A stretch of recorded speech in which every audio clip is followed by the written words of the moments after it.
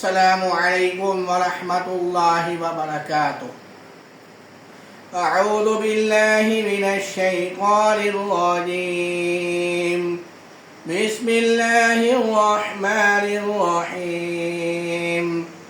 هل أتاك حديث الغاشية وجوه يومئذ خاشعة عاملة ناصبة تصلى نارا حامية تسقى من عين آنية ليس لهم طعام إلا من ضريع لا يسمن ولا يغني من جوع وجوه يومئذ ناعمة لسعيها راضية في جنة عالية لا تسمع فيها لاغية فيها عين جارية فيها سرر مرفوعة وأكواب موضوعة ونمارق مصفوفة وزرابي مبثوثة